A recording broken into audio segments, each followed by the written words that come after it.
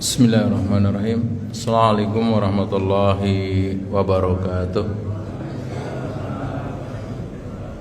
Innal hamdalillah nahmaduhu wa nasta'inuhu wa nastaghfiruh wa na'udzu billahi min sururi anfusina wa min sayyiati a'malina may yahdihillahu fala mudhillalah wa may yudlilhu fala hadiyalah. Asyhadu an la ilaha illallah wahdahu la syarikalah wa asyhadu anna Muhammadan abduhu wa rasuluh. Allahumma salli wa sallim wa barik ala nabiyyina Muhammadin wa ala alihi wa sahbihi ajmain, amma ba'du. Qala ta'ala ya ayyuhalladzina amanu taqullaha haqqa tuqatih wa la tamutunna illa wa antum muslimun. Kepada para asatid, para guru, tokoh masyarakat, pengurus DKM, serta Bapak Ibu jamaah sholat subuh Masjid Al-Ikhlas rahimani wa rahimakumullah, mengawali kajian motivasi dan inspirasi Islami pagi hari ini.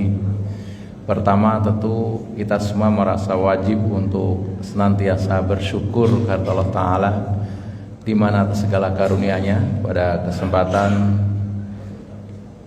subuh pagi hari ini Allah Ta'ala takdirkan kita semua bisa kembali melaksanakan sholat subuh berjamaah. Mudah-mudahan saja sholat subuh kita serta ibadah-ibadah kita yang lain senantiasa mendapatkan ridho dan pahala dari Allah Ta'ala. Sholawat dan ring salam, mari Bapak Ibu sama-sama kita sanjungkan kepada baginda Rasulullah Sallallahu Alaihi Wasallam, para keluarganya, sahabatnya, dan orang-orang yang istiqomah dalam meruskan perjuangannya. Baik, izinkan pada kesempatan pagi hari ini tidak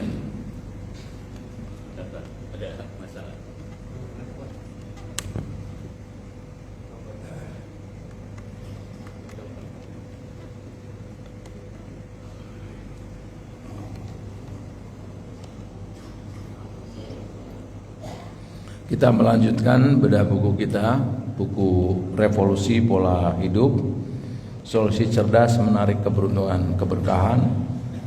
Dan kita sekarang sudah sampai di pola fikir yang keempat. Mengulang yang sedikit yang awal, bahwasanya kalau ditanya mengapa kita perlu merevolusi pola hidup kita, jawabannya adalah karena pola hidup kita adalah rancangan takdir kita. Jadi setiap kita ingin agar takdir kita semakin baik, dan Allah berikan kepada kita ada peluang takdir yang bisa kita ubah. Dan salah satu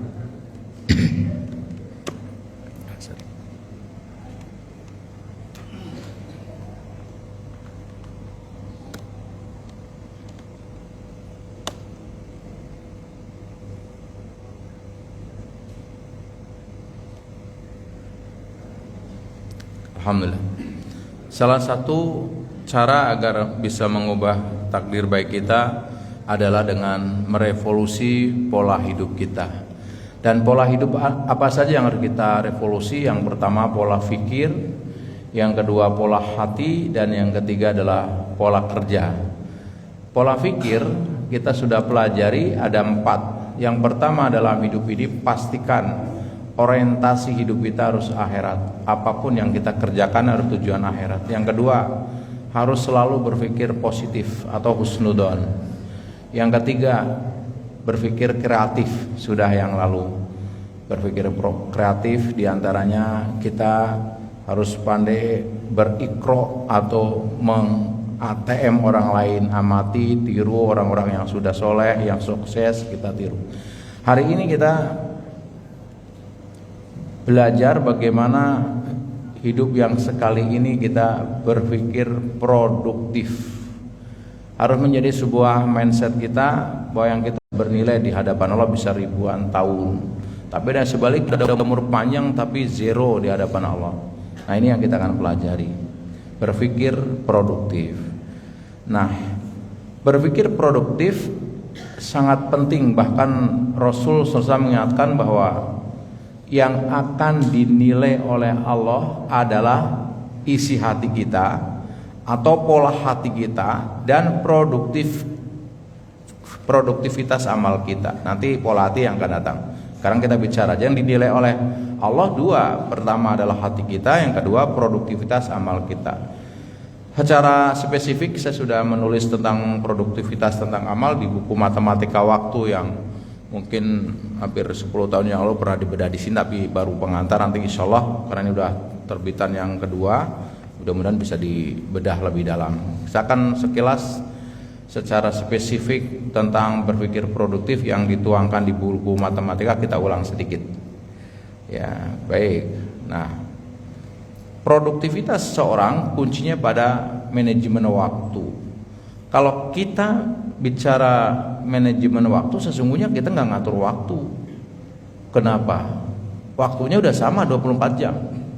Mereka yang sukses dengan ilmunya yang luar biasa, dengan produktivitas amal yang luar biasa, dengan orang yang punya karyawan sampai ratusan ribu, dengan kita sebagian manusia yang ngurus diri sendiri aja nggak selesai, sama waktunya 24 jam. Lalu apa yang dimanage sesungguhnya? Ketika bicara manajemen waktu, yang dimanage sesungguhnya adalah aktivitas kita dalam mengisi waktu. Jadi jangan salah berpikir, kita akan ngatur waktu, apa yang diatur waktunya? Waktu 24 jam. Yang diatur adalah produktivitas kita, aktivitas kita dalam mengisi waktu yang 24 jam. Bagaimana waktu sama, isi beda. Waktu sama, hasil beda. Nih contoh pagi hari ini. Ini jamnya berapa waktu sama? Katakanlah jam 5 tadi. Yang di sini jam 5, yang lagi tidur jam 5, yang lagi mabok juga jam 5. Tapi sejam kemudian berbeda. Yang di sini insya Allah pahalanya Pak. Bapak qobliyah subuh udah jelas insya Allah ta'ala lebih baik dari dunia setelah isinya. Sholat subuh berjamaah, kemudian habis ini kita sholat syuruk, terus taklim. Kita sebentar di sini punya pahala seperti haji 3 kali. Betapa tidak? Kita sholat syuruk seperti pahala haji, taklim seperti pahala haji, sholat berjamaah seperti pahala haji. 3 kali, cuma kurang lebih 2 jam lah dari persiapan sampai pulang. Kita udah punya pahala haji 3 kali. Sementara orang yang lagi tidur, ya dapat apanya?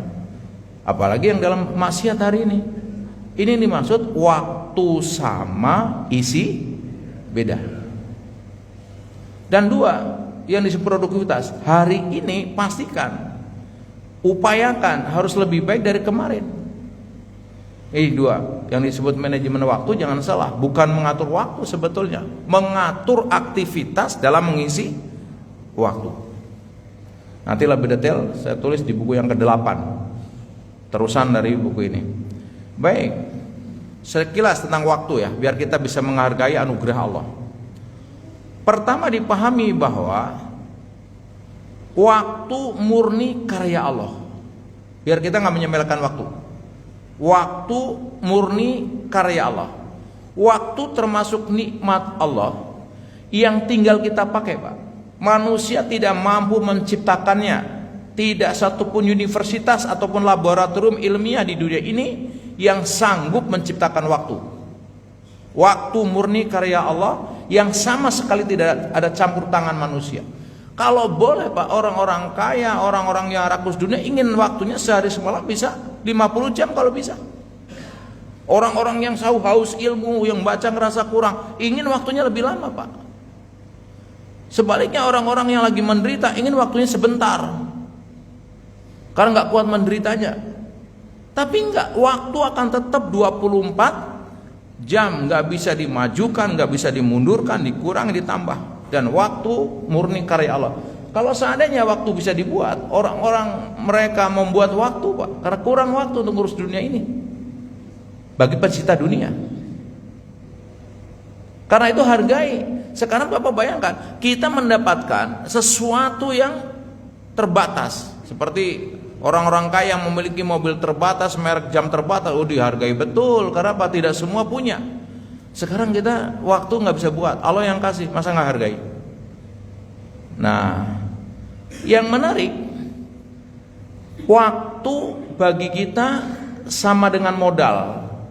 Al waktu wal hayah. waktu adalah modal utama kehidupan manusia. Bagi mereka yang hari udah nggak panjang umur kayak kita, habis modalnya, maka nggak bisa lagi produktif lagi. Sementara kita yang masih punya waktu disia-siakan. Ini suatu kebodohan yang perlu kita perbaiki. Mari kita lihat. Saya mau bikin ilustrasi membakar uang sama dengan membakar modal. Jika kita semua melihat orang membakar sejumlah uang setiap hari, tentu kita akan menganggap dia orang bodoh. Ada orang ini uang dikumpulin dibakar, kita menganggap ini orang bodoh atau paling enggak orang rada-rada. Waktu kok uang nyarinya susah dibakar. Ketahui, orang yang menyia-nyiakan waktu lebih bodoh dari orang yang membakar uangnya. Kenapa? Karena uang bisa dicari kembali, sementara waktu tidak bisa kembali. Abu Bakar bila sedekahkan semua hartanya, apa habis? Tidak. Abu Bakar punya mesin uang, dengan bisnisnya dapat lagi uang lagi. Itu hal yang baik. Sementara orang membuang-buang waktu, mohon maaf, di sebagian tempat ada orang nyawer maksudnya banyak sekali itu, masa itu uang dibuang begitu aja. Ya kalem aja, besok dapat uang lagi. Soal caranya gimana urusan dia. Tapi intinya uang yang dibakar, dihabiskan, dibuang sia-sia, bisa dicari lagi. Waktu tidak.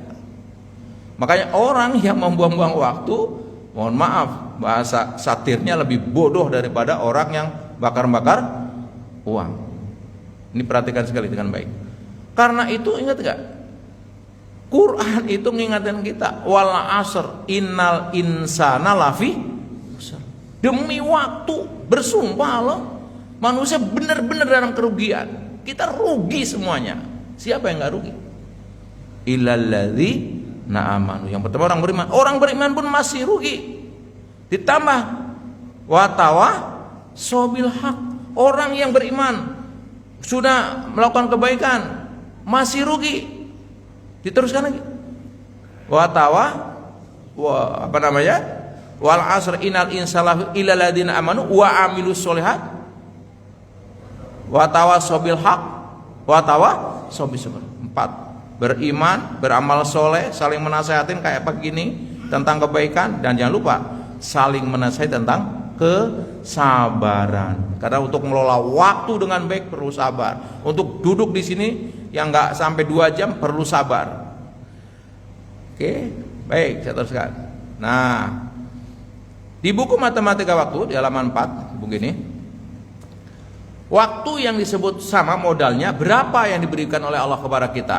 Waktu atau modal kita sama, yaitu 24 jam. Tidak lebih, tidak kurang, jumlahnya sama, siapa saja, di mana saja. Perhatikan yang baik. Yang mereka punya posisi bisa ngurusin umat sampai jutaan, 24 jam. Yang ngurusi diri sendiri nggak mampu, 24 jam. Yang punya karya luar biasa, 24 jam. Yang tanpa karya 24 jam. Sama. Nah, realitanya gimana? Banyak orang merasa kurang waktu istirahat katanya. Kurang waktu untuk ibadah. Kurang waktu untuk bekerja, kurang untuk merenung. Loh, waktunya sama kok kurang? Di mana salahnya? Sering terburu-buru, merasa terpepet. Loh, 24 jam kok. Sama aja gitu kan. Di mana masalahnya gitu kan? Berarti ada perlu yang dikoreksi, yaitu mengelola waktu, dalam bahasa modern manajemen waktu. Manajemen waktu jangan dipikir waktu yang diatur. Yang diatur apanya? Aktivitasnya dalam mengisi waktu. Waktu tetap 24 jam. Perhatikan ini biar nggak salah. Soalnya kan kayak salah waktu, kenapa buru-buru? Kitanya yang kurang memperhatikan. Nah, yang membedakan sama-sama 24 jam tadi, sehari semalam, sama semuanya, yang laki, yang perempuan, yang sukses, yang gagal. Yang membedakan adalah bagaimana manusia menggunakan waktu yang terbatas. Bagaimana dengan waktu yang terbatas menghasilkan karya tanpa batas, amal tanpa batas, prestasi tanpa batas. Yang lebih berharga dari waktu adalah diri manusia. Karena nilai waktu bukan tergantung pada jamnya, tetapi apa yang kita isi di setiap momen demi momen, di setiap detik demi detik. Jadi waktu memang luar biasa, karya Allah yang tidak ada yang bisa membuat. Tapi yang waktu luar biasa, yang lebih luar biasa adalah manusianya dalam menggunakan waktu. Ya, karena nilai waktu bukan tergantung pada jamnya. Oh, jam sekian istimewa. Enggak, walaupun jam 3 malam istimewa bagi orang muslim, kalau enggak bangun enggak istimewa.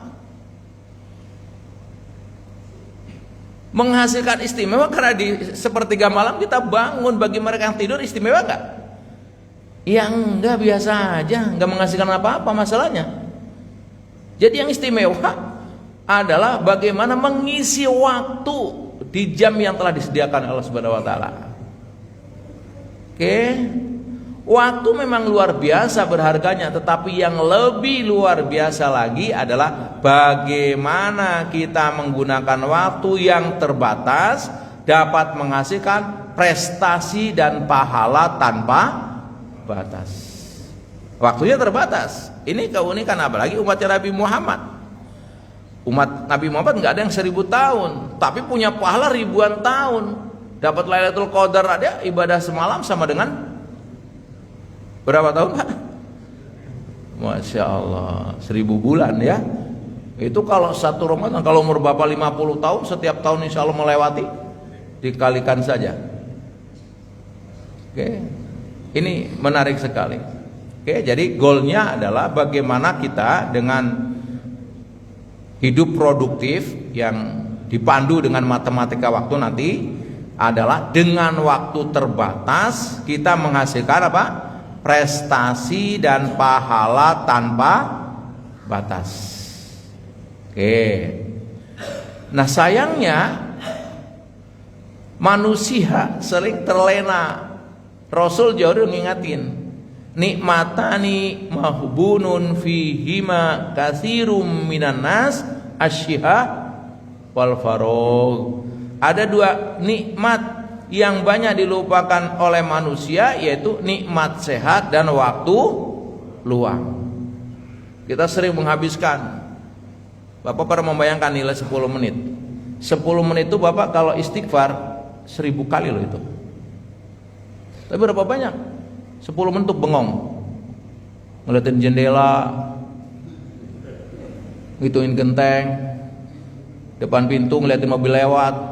1 jam itu lewat. Bapak tuh nggak membaca Qul huwallahu ahad 3 kali, nilainya kan nggak kira-kira itu berapa menit coba? Nggak ada 3 menit. Coba cek. Bapak jalan dari masjid ke sini, kalau Bapak membaca Qul huwallahu bisa berapa kali?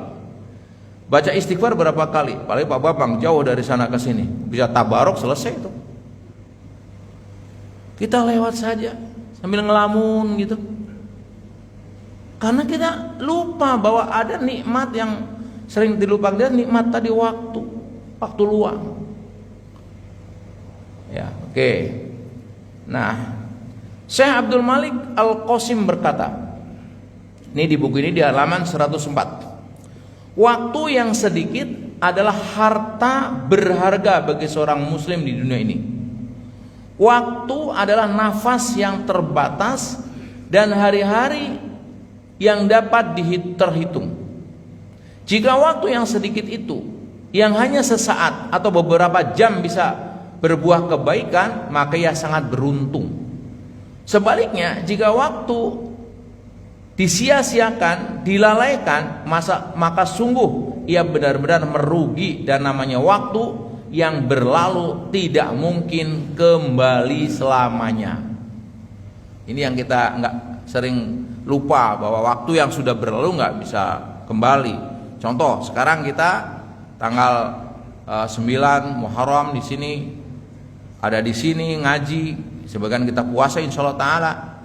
Lalu besok ketemu subuh, bukan subuh yang ini, Subuh yang ini mau jadi apa, mau bernilai apa, sudah selesai urusannya Pak. Jangan Bapak besok deh subuh lagi, subuh besok waktu baru lagi dari Allah, mau diisi apa sama kita, modal baru lagi, modal itu udah habis. Yang sekarang kita pagi-pagi lagi tidur jam segini, lagi baca apa berita-berita, yang lagi ngapain, ya sama, hari ini habis, besok waktu baru lagi. Jangan dianggap sama. Jadi waktu yang berlalu tidak akan pernah kembali. Oke. Nah, Ibnu Mas'ud memberikan nasihat kepada kita. Ma nadimtu ala syai' nadami ala yaumin gharabat syamsuhu naqasa fi ajali wa lam yajid fi amali. Apa kata beliau? Berkaitan dengan nasihat buat kita. Tiada yang pernah ku sesali selain keadaan ketika matahari tenggelam, ajalku atau umurku berkurang, namun amalku tidak bertambah. Masya Allah. Ini Pak. Jadi Ibnu Mas'ud itu menyampaikan kepada kita, nggak ada yang disesali beliau kecuali ketika matahari tenggelam, maksudnya sore.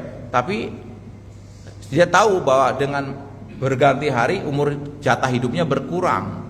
Nah, nyesel banget kalau jatah hidupnya berkurang, umurnya semakin pendek, tapi amalnya tidak bertambah. Kita mah boro-boro mikirin waktu udah besok lagi lewat lagi, gitu aja bolak-balik begitu kan. Pokoknya hanya nunggu pagi, pagi nunggu sore, sore nunggu pagi. Bayangkan tuh orang-orang soleh terdahulu ya, mengelola waktu. Kalau di sini digambarkan bagaimana produktivitas para ulama luar biasa sekali Pak. Bahkan makan pun dihitung. Kalau dia dikasih 2 mangkok, yang satu roti yang keras, yang satu sudah cair, dia milih yang sudah lembut sehingga tinggal makan. Kenapa? Beda makan roti yang keras dengan yang lembut tadi bisa untuk membaca Quran 50 ayat. Kalau kita mau boro-boro mikirin begitu ya, mau makan habis ini ngambil lagi gitu. Habis makan kekenyangan tidur gitu kan. Udah gitu aja. Masya Allah Ta'ala. Inilah perlu. Jadi kalau ngomong manajemen waktu dari mana? Dari Islam. Allah yang ngasih tahu bersumpah demi waktu. Jangan gaya-gaya kayaknya kalau ngomong time is money. Ya, nilainya kecil sekali ya, gitu kan. Oke. Islam udah mengajarkan. Nah, tapi saya ngambil bolehlah perkataan orang Barat yang senada dengan tadi. Biar kita ngerasa jangan kesannya kalau ngaji itu anti banget, enggak. Kalau itu baik kita ambil. Kata orang Barat, waktu itu bebas, tetapi harganya tidak terbatas. Anda tidak bisa memilikinya, Anda hanya bisa menggunakannya. Anda tidak bisa menyimpannya, Anda hanya bisa meluangkannya. Sekali Anda kehilangan waktu, selamanya ia tak akan kembali. Bapak mau ngirit-ngirit waktunya, habis Pak, dibiarin nggak habis. Oh, besok lagi deh, sekarang keluarin 1 jam, ya habis, nggak bisa. Bapak nggak bisa nyimpan, Bapak nggak bisa memiliki, bukan milik kita. Kita hanya bisa menggunakannya, hanya bisa mengisinya untuk apa waktu itu kita gunakan. Sekali kehilangan waktu, selamanya tidak akan kembali. Baik, agar manajemen waktu menjadi produktif, ya artinya dipahami manajemen waktu artinya kita mengisi waktu. Maka cara yang perlu terapkan adalah matematika waktu.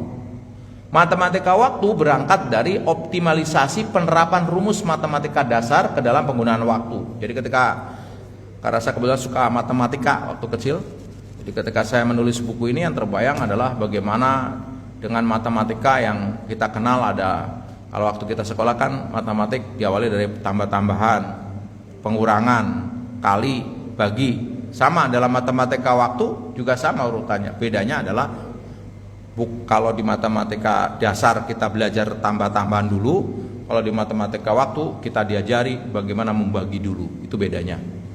Baik, secara ringkas pagi ini kita akan kembali belajar matematika waktu yang berapa tahun yang lalu, saya lihat di 2008 saya di sini ngisi, 2018 kalau nggak salah saya ngisi tentang matematika waktu, jadi udah lama sekali. Kita ulang. Pertama, matematika waktu kita akan belajar membagi, menambah, mengurangi, dan melipat kali gandakan. Apa yang dibagi? Begitu kita dapat tambahan waktu, nih kayak pagi hari tanggal 8 9 Muharram hari ini, kita dapat tambahan waktu karena nyatanya masih hidup. Kalau habis waktunya ya sudah wassalam, apa yang mau dibagi, udah nggak dikasih waktu lagi.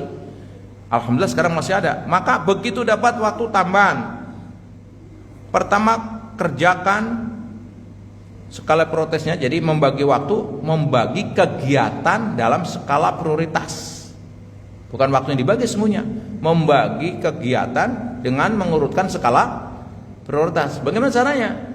Pertama, kerjakan yang pertama penting mendesak. Penting mendesak artinya apa? Kalau nggak dikerjakan habis dia. Contoh, Bapak datang ke sini sudah adzan, penting mendesak, sholat qobliyah, pahalanya luar biasa. Bukan sampai di sini Bapak ngobrol tentang ini tentang itu, komat, ya lewat waktunya. Antara adzan dan iqamah penting mendesak berdoa.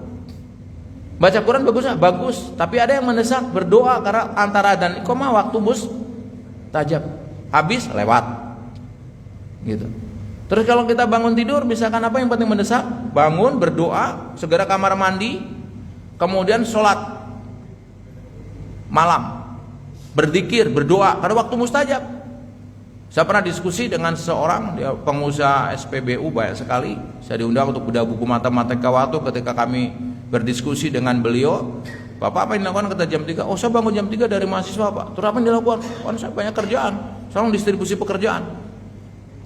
Penting, tapi nggak mendesak. Bisa toh mendistribusi pekerjaan nanti setelah subuh, merancang apa gitu, bisa kan? Karena ada waktu yang mendesak. Itu namanya penting mendesak. Dalam hidup apa yang penting mendesak? Misalkan dalam hidup penting mendesak bertobat. Kita nggak tahu umur kita sampai kapan. Mana dasarnya? Al-Imran 133, wasari'u ila maghfiratim mir rabbikum wa jannatin ardu'as samawati wal ard uiddat lil muttaqin. Dan bersegeralah kamu kepada ampunan dari Tuhanmu dan kepada surga yang luasnya seluas langit dan bumi yang disediakan untuk orang-orang bertakwa. Bersegera bertaubat. Kenapa kita setiap kali suruh beristighfar? Habis sholat istighfar, tengah malam istighfar. Karena kita biar mati dalam keadaan husnul khotimah, dalam pelukan cinta Allah Subhanahu wa taala. Penting mendesak apa lagi berikutnya dalam hidup? Segera beramal soleh. Bersegeralah melakukan amal soleh sebelum datangnya fitnah, musibah seperti potongan malam yang gelap, yaitu seseorang pada waktu pagi dalam keadaan beriman dan di sore hari dalam keadaan kafir. Ada pula yang sore hari dalam keadaan beriman dan di pagi hari dalam keadaan kafir. Ia menjual agamanya karena sedikit dari keuntungan dunia. Intinya kita mumpung masih dikasih waktu, beramal soleh semampu mungkin. Tidak ada waktu yang kosong kecuali isinya amal soleh. Yang kedua, kita pastikan terus bertobat, jangan tunda. Jangan nunggu nanti, kita nggak tahu masih ada nggak waktu. Itu namanya penting mendesak. Banyak orang tidak bisa menggunakan ini. Penting mendesak kalau kita alim apa? Ya kita ikuti. Kosongkan gelasnya sehingga menjadi asbab hidayah lebih besar. Di sini lagi taklim mengerjakan yang lain, ya tidak tepat. Penting mendesak kalau hari taklim ya benar. Kalau kita lagi kerja penting mendesak apa? Pagi-pagi, ya siapkan pekerjaannya. Sebagai orang karyawan penting mendesak kalau pagi berangkat kerja, bukan pagi balasi ngelihat TikTok dan sebagainya misalkan gitu ya. Kedua, setelah penting mendesak selesai, baru penting tidak mendesak. Contoh nih, kita taklim ini penting Pak, tapi ketika datang waktu suruh tambah 10 menit kita harus berhenti karena ada yang mendesak. Apa? Sholat suruh, pahalanya luar biasa. Kalaupun misalkan taklimnya mau dilanjut, ya silakan sholat suruh dulu baru dilanjut. Kenapa? Penting mendesak. Kayak saya kajian maghrib tadi malam misalkan di Kota Harapan Indah, Masjid Raya Kota Harapan Indah, ya lagi menarik, tapi adzan isya stop, adzan dulu, nanti teruskan. Kalau misalkan sambil menunggu isya bisa tambah 10 menit bisa, tapi pada waktu adzan penting mendesak. Nah, hidup ini jangan selalu dengan penuh penting mendesak. Ada juga yang penting walaupun nggak mendesak. Contoh mencari ilmu penting walaupun nggak mendesak. Karena mendesak tadi kalau ketabrak hal-hal yang sifatnya wajib. silaturahim, nambah kawan, nambah ilmu, usaha kita dan sebagainya. Nah, yang ketiga, mendesak tidak penting. Ini harus hati-hati kita memanage ini.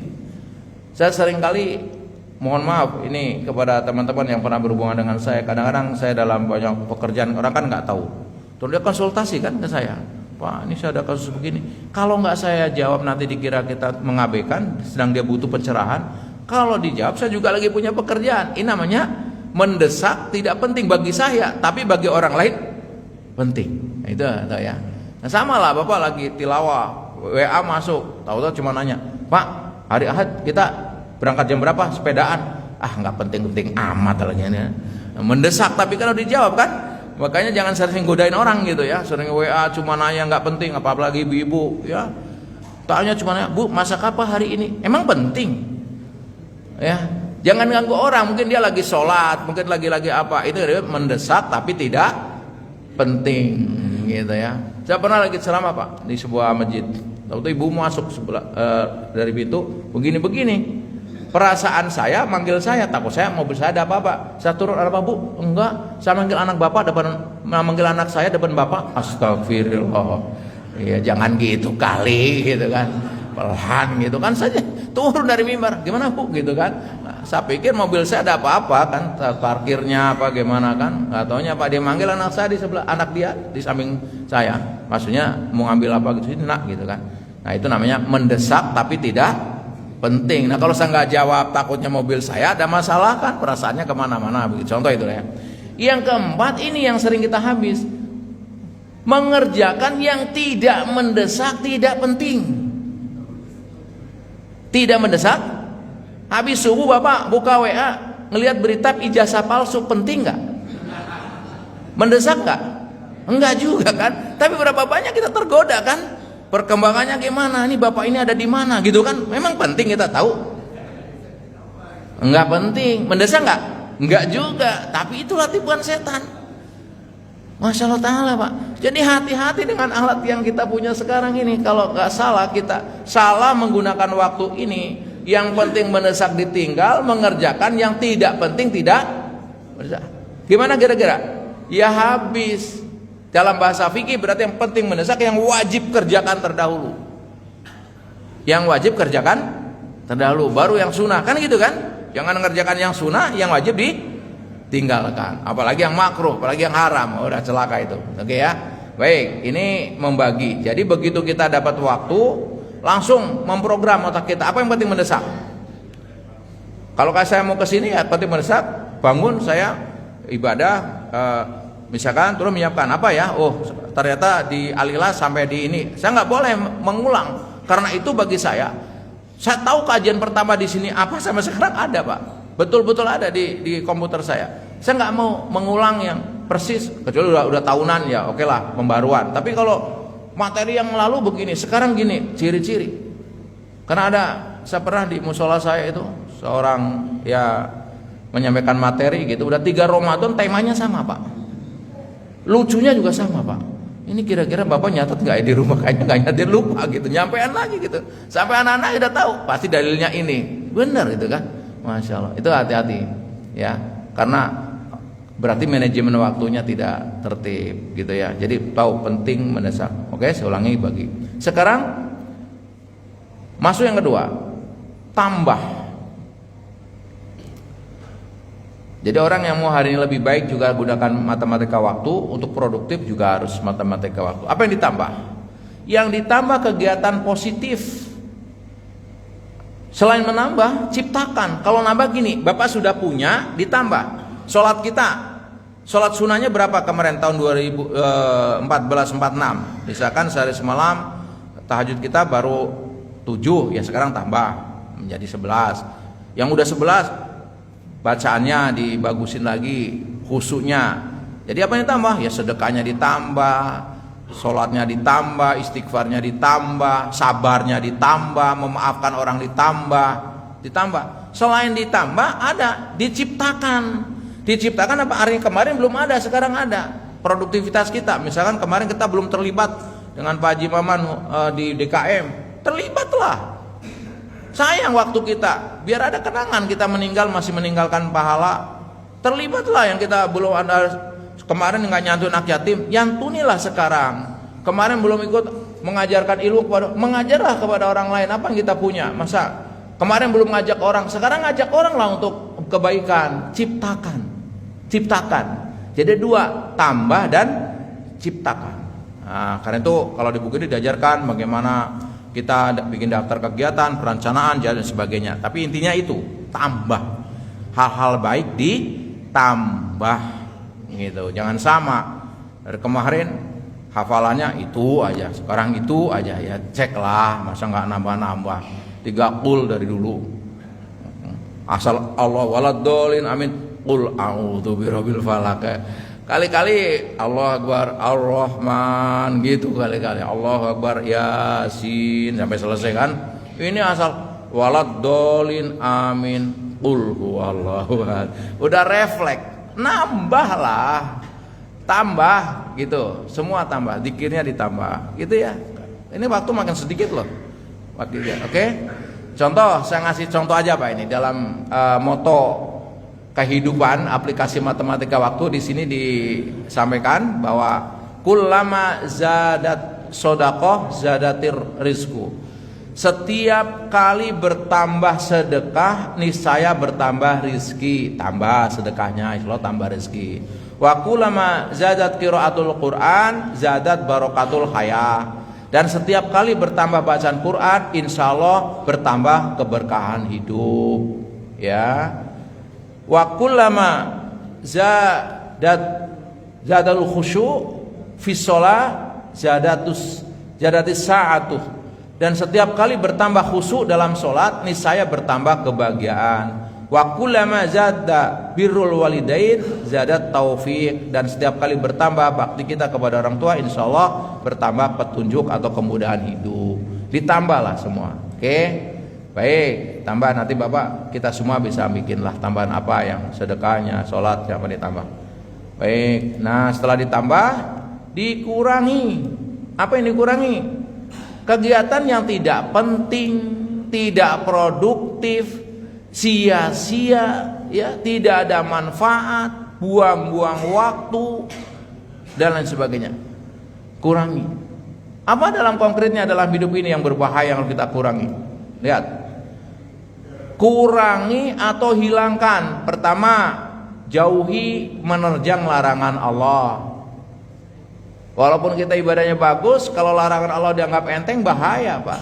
Nih saya buka dikit ya, terjemahan aja Pak ya, biar kita cukup waktunya karena tinggal 15 menit. Sungguh saya mengetahui beberapa kelompok orang dari umatku, kata Rasul, yang datang pada hari kiamat dengan amal kebaikan setinggi gunung Tihamah yang putih. Kemudian Allah menjadikannya seperti debu yang bertebangan. Ini ada umatnya Nabi Muhammad, sekelompok orang datang katanya, ya, dengan amal kebaikan setinggi gunung Tihamah. Banyak sekali amal baiknya. Tapi di hadapan Allah menjadi seperti debu yang berterbangan. Bus, hilang. Kita ngeliat doang, hilang amalnya. Saubah bertanya, wahai Rasulullah, sebutkan ciri-ciri mereka dan jelaskan pada kami agar kami tidak termasuk golongan mereka, padahal kami tidak tahu. Saubah minta, terangin dong, saya takut tuh, saya takut kena seperti itu, kurang lebih begitu. Apa kata Rasul? Nabi menjawab, sesungguhnya mereka itu saudara-saudara kalian yang persis seperti kalian. Mereka juga melakukan sholat malam seperti halnya kalian. Namun apabila menjumpai larangan-larangan Allah, mereka menerjangnya. Mohon maaf, ada seorang yang Masya Allah rakusnya luar biasa, tapi dia rajin sholat malam, tapi tahu itu larang, tabrak, habis. Makanya jangan entengin dosa, jangan nyepelin, nanti gampang bertobat. Ini gambarannya, bisa habis amal kita. Jauhi. Ya. Kedua, hindari ujub, ria dan sum'ah. Ini juga mengurangi. Hilangkan, karena itu bakal ngerusak amal kita. Kalau yang ditambah tadi kebaikan, keburukan diantaranya Pak, jauhi menerjang larangan Allah. Hindari ujub. Artinya ujub kita dikurangi, jangan habis amal kita karena ujub, ria dan sebagainya. Ujub bangga dengan amalan sendiri, menganggap amalan lebih banyak dan meremehkan amalan orang lain. Ya. Mitrah bin Abdullah berkata, sungguh saya lebih menyukai tidur di malam hari, maksudnya tidak sholat malam, dan bangunnya menyesal karena nggak sholat malam, daripada sholat malam hari lalu pagi harinya ujub. Kalau yang di RT ini cuma saya ada yang sholat malam, lewat yang lain, habis sudah. Orang lain nggak tahu. Komplek ini kayaknya yang rajin 5 waktu saya lihat-lihat nih, habis itu. Nggak ngomong, nggak. Hati-hati tuh Pak, Masya Allah Ta'ala. Kok yang peduli sama masjid saya aja, yang lain ngapain aja sih? Masya Allah, hati-hati nih. Enggak, saya ngingetin untuk diri saya. Ini penyakit yang luar biasa. Kurangi, hilangkan. Itu ya kalau mau selamat. Ria disebut sebagai melakukan suatu amalan dengan tujuan mendapatkan pujian dari orang lain. Kalau ujub enggak, ya bangga aja. Kalau ria ada berharap pujian. Dan Allah Subhanahu wa taala sangat tidak menyukai perbuatan tersebut. Benci banget sama orang ria itu. Perbuatan tersebut telah digolongkan ke dalam jenis syirik kecil. Sebuah hadis qudsi telah meriwayatkan firman Allah tentang betapa bencinya dia terhadap perbuatan ria. Allah benci banget. Ya. Ana agnas suraka anis syirki man amila amalan asroka fihi ma'i gueri taroktuhu wasirkahu. Aku paling tidak butuh pada sekutu-sekutuku. Barang siapa yang beramal sebuah amal kemudian dia menyekutukanku di dalamnya, maka aku tinggalkan dia dan syiriknya. Masya Allah. Karena dengan dunia medsos ini hati-hati Bapak. Sholat berjamaah, alhamdulillah pagi ini saya berjamaah. Wah. Kajian, nikmat sekali kajian pagi ini. Meskipun saya tidak haji, alhamdulillah dapat sholat suruh upload semuanya. Habis itu dah. Hati-hati. Kalaupun kita niatnya ingin dakwah itu harus dengan perhitungan bahwa ini mudah-mudahan tujuannya adalah syiar. Jadi jangan semua kali mau haji Walimatu safarnya udah publikasi, sampai di bandara publikasi, sampai depan Ka'bah publikasi, terus saja. Kira-kira gitu untuk apa ya? Jadi reporter jadinya ya. Bukan reporter, ngerepotin kalau gitu ya.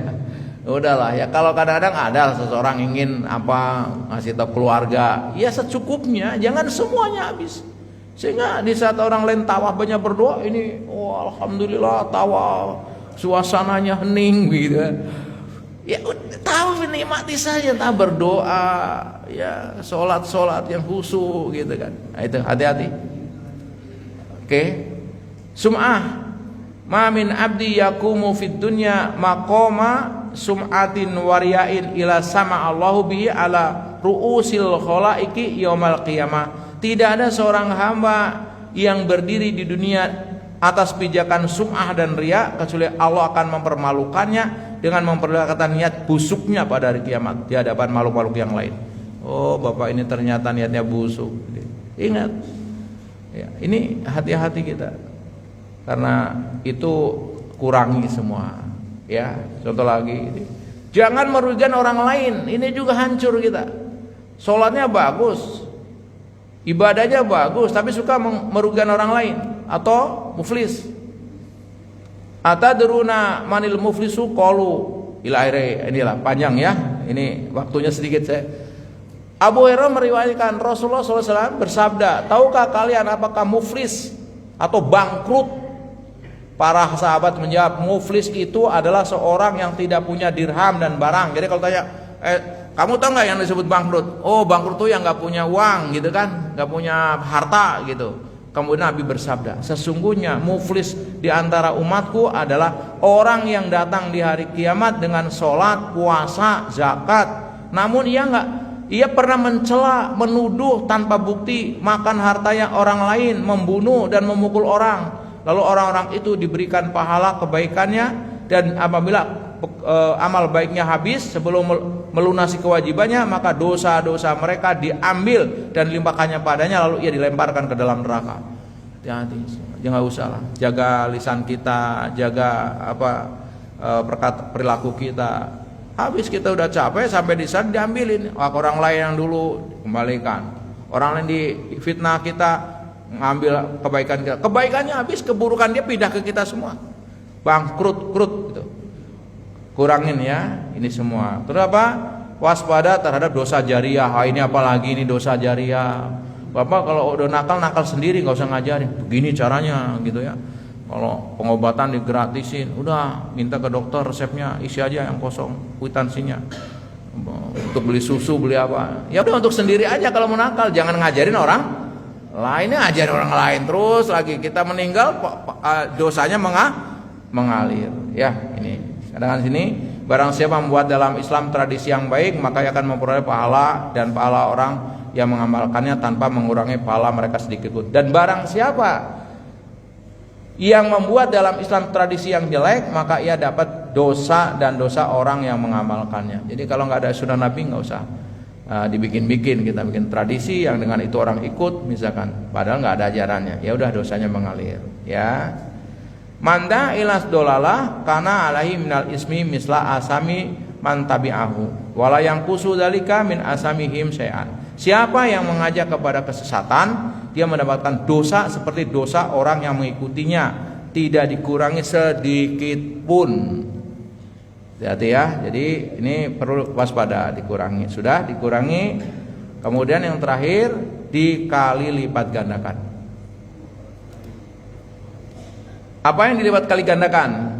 Pertama, agar hidup kita efektif, produktif, ubah amal mubah menjadi ibadah. Kan kalau kita hanya melakukan amalan yang makruh, misalkan kayak sholat terbatas, puasa terbatas. Sekarang bagaimana tidur kita, makan kita jadi ibadah. Mengubah amal mubah menjadi ibadah. Mubah adalah pekerjaan yang pelakunya tidak diberi ganjaran dan apabila meninggalkannya tidak dihukum. Contohnya apa? Makan, minum, tidur, tamasya, kerja, itu kan mubah. Bapak boleh kerja, boleh tidak, dalam tanda petik secara hukum, ya. Nah, bagaimana semua itu menjadi ibadah? Dikatakan di sini, semua amalan mubah bisa berubah menjadi ibadah apabila diniati ibadah. Innamal a'malu binniyat.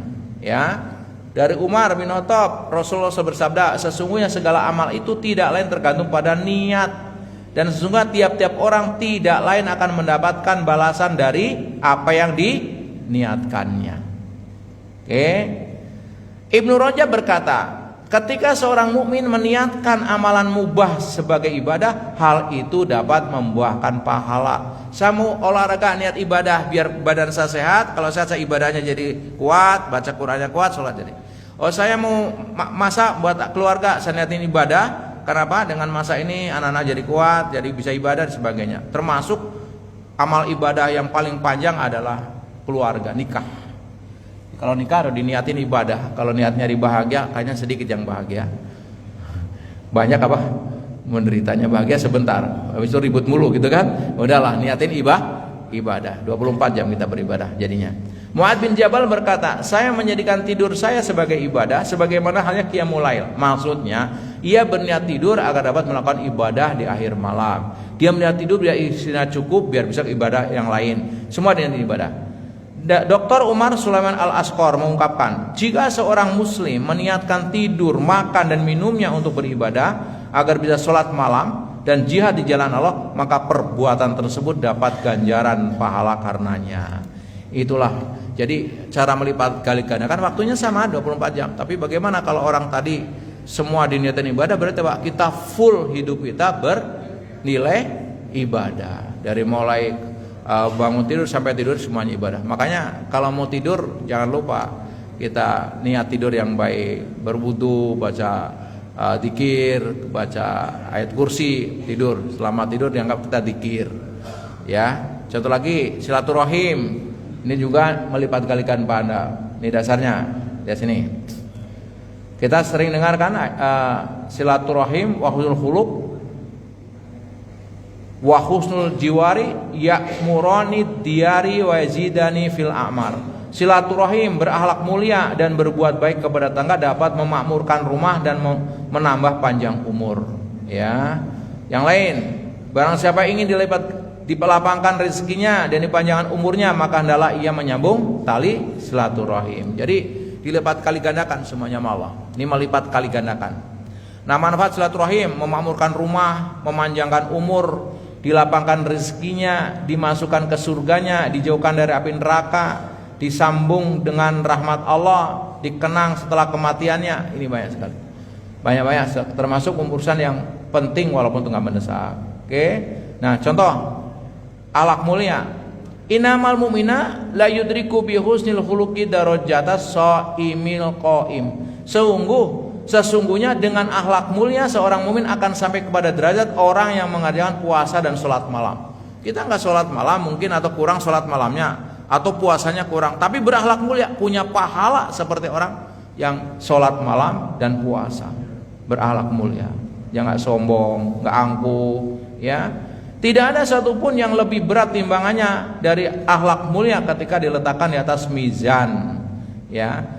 Dan sungguh pemilik akhlak mulia akan mencapai derajat orang yang mengerjakan sholat puasa dan sholat malam tadi. Oke, baik sekali. Saya hanya ngambil itu saja dari ini. Baik. Nah, apalagi misalkan silaturahim, beramal dengan pahala yang berlipat ganda. Contoh, sholat. Saya sholat aja panjang Pak. Misalnya gini, sholat, Bapak lihat nih. Sholat kan ada sholat fardu, sholat sunnah. Sholat fardu misalkan, sholat sendiri pahalanya 1, sholat berjamaah 27. Ya, memperhatikan sholat paling depan, laki-laki yang perempuan belakang. Sholat isya dan subuh berjamaah sama dengan sholat sepanjang malam. Banyak. Ada orang sholat subuh, sholat isya, tapi nggak jamaah. Dengan orang yang sholat isyanya jamaah, subuhnya berjamaah, dia punya pahala di samping pahala masing-masing 27, dia seperti orang yang sholat sepanjang malam, padahal kita tidak punya. Apalagi kalau Bapak rajin umroh, sholat berjamaah di Masjidil Haram sama dengan 1 di sana, di tempat lain berapa? 100.000. Oke ya, sholat di masjidku lebih utama dari 1.000 sholat di masjid lainnya selain Masjidil Haram. Ya, di Masjidil Haram lebih utama 100.000 daripada sholat di tempat lain. Contoh ilustrasinya biar Bapak semangat. Kalau misalkan saja di Indonesia tiap hari kita sholat 12 rakaat, qobliyah ba'diyah dan sebagainya dikumpulin, maka dalam setahun kita 12 kali 360 hari sejumlah 4.320. Kalau sehari istiqomah 12 rakaat ya, sholat sunnah misalkan. Sholat 2 rakaat di Masjidil Haram sama dengan 200.000 di tempat lain, dikerjakan paling 10 menit, 2 rakaat di sana. Jika kita ingin mendapatkan pahala 200.000 rakaat di Indonesia, maka kita harus 200.000 dibagi yang setahun ini 4.320 sama dengan 46 tahun 3 bulan 16 hari. Jadi di Masjidil Haram 10 menit, di Indonesia berapa? 46 tahun. Jadi bandingkan sholat di Masjidil Haram 10 menit sebanding dengan 46 tahun 3 bulan sholat di Indonesia. Itu kalau sehari. Bagaimana kalau Bapak umroh misalkan, nggak usah banyak-banyak, 10 hari lah Bapak yang benar di sana ya. Misalkan gitu ya, 10 maksudnya 10 kali sholat. Masa selama di sana cuma sholat 2 rakaat doang? Ya, anggaplah sehari Bapak 10 rakaat. 10 rakaat sama dengan 1 juta rakaat tempat lain. Kalau dikerjakan di Indonesia, 1 juta dibagi yang setahun tadi 4.320 sama dengan 231 tahun. Di sana dikerjakan 1 jam. Jadi kalau 10 menit itu kali 10 ya katakanlah gitu 1 jam sebut aja ya. Di Masjidil Haram 1 jam, di Indonesia berapa? 231 tahun. Lah umroh Bapak 5 hari misalnya di Mekah, ya 5 aja kali. Berarti di sana cuma 5 jam, di Indonesia 1 juta tahun. Itu cara melipat kali gandakan. Masih banyak lagi, ini hanya gambaran saja. Dalam hal puasa, misalkan Bapak puasa di samping berpuasa seperti sekarang, ya puasa Ramadan 1 bulan, puasa Ramadan plus 6 hari 1 tahun, begitu ya. Puasa Ramadan plus memberi anak, memberi buka, sama seperti sekarang puasa sunnah. Kita sekarang puasa sunnah, Taswa dan Asyura sendiri, ya 1 pahalanya. Coba Bapak ngasih buka, umumin yang puasa sunnah buka di masjid barang-barang disiapkan, misalkan makanan enak, kambing guling, datang ke sini, pahalanya Bapak banyak gitu ya. Baik, ini pengen lebih lanjut tapi waktu sudah habis. Jadi intinya kita dalam meningkatkan waktu yang sebentar dalam hidup ini, kita harus punya produktivitas. Jadi pola pikir yang pertama adalah orientasi akhirat, yang kedua selalu berpikir positif, yang ketiga berpikir efektif, yang keempat sekarang berpikir produktif dengan pola menggunakan matematika waktu 5D lah ya. Ya, dibagi, ditambah, dikurangi, dikali lipat, 4D ya, 4D dilipat kali gandakan. Oke, dengan itu maka insya Allah waktu sama, isi beda. Hari ini lebih baik dari kemarin, insya Allah. Demikian, mudah-mudahan ada manfaatnya selama menjalankan puasa sunnah Tasu'a. Bagi yang menjalankan, semoga Allah balas dengan balasan yang terbaik buat kita semua, dan semoga sisa umur kita betul-betul kita kelola dengan baik. Ingat, waktu yang sudah berlalu tidak bisa kembali, dan kita nggak tahu masih dikasih waktu lah nggak yang akan datang. Jadi dengan waktu yang ada, mari kita tingkatkan produktivitas amal kita. Kalau ada yang benar datang dari Allah Ta'ala, kalau ada yang salah dari saya pribadi. Yuk kita tutup ngaji kita dengan doa kafatul majlis. Subhanaka Allahumma wa bihamdika asyhadu an la ilaha illa anta astaghfiruka wa atubu ilaik. Lebih dan kurangnya saya mohon maaf. Assalamualaikum warahmatullahi wabarakatuh.